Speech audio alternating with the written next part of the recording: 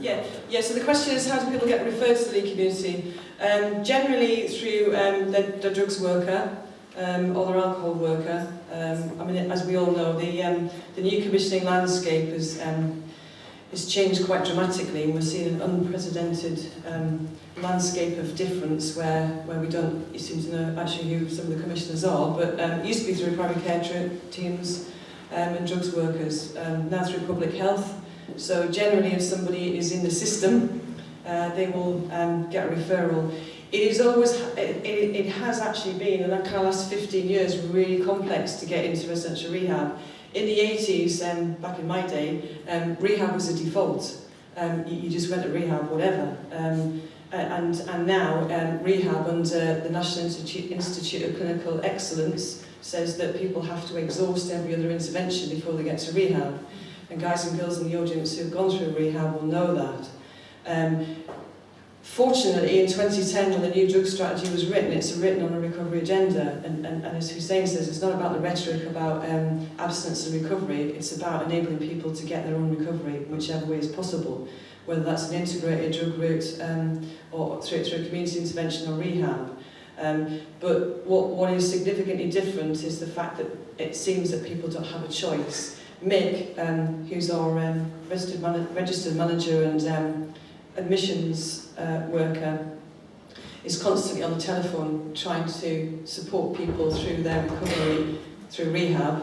Having had a day visit and a day placement, people say, yeah, we want to come to Ley, we've seen your swimming pool and your chickens.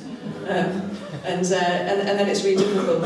But if you are looking to come into rehab, then the general route is still through your drugs worker or your alcohol worker. I'm like a politician, I know, I'll take ages just to answer a question. Sorry, any other questions? Is there a bursary fund or another way you can get funding? We try to have, we are an independent charity, we try to have a bursary fund, but it's incredibly difficult to raise money for people in addiction, as those of you know. We did actually put in the budget line to have a bursary, and I think we got about £3. We do have families that kind of try and pay for people, but obviously it's difficult. We don't currently have a bursary. Just like to say, I really like the poem.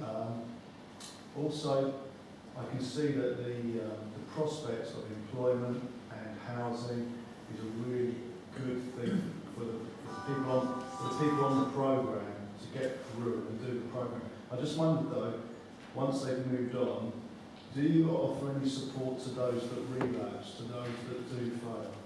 Yeah, we do. Yeah, so the question is, do we support people that have relapsed? And the answer is yes.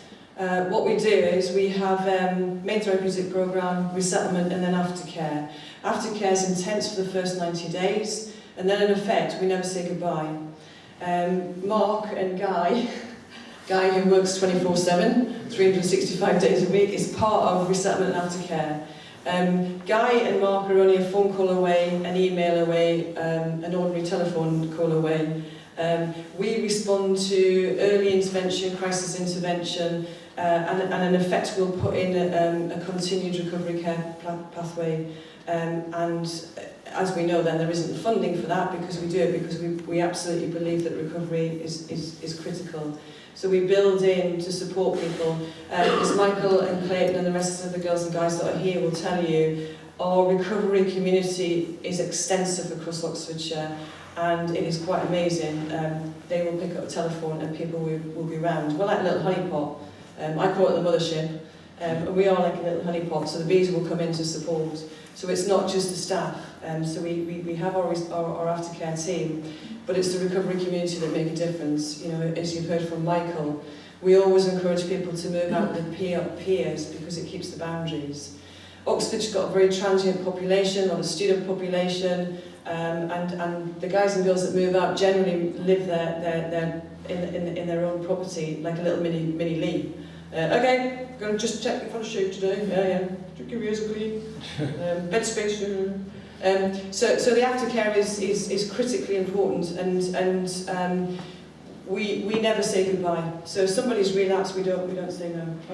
Just one question. Yeah, okay, sorry, yeah. For Wendy and the residents from the Ley. If I came to the Ley and I was using the bench to my advantage, how would I be challenged on that? You wouldn't trust me, honey. You can't blag us. We don't button up the back. We've seen it all before, we'll see it all again. You don't. You can't use any of the tools in the community for your advantage. Won't happen. Thank you for listening.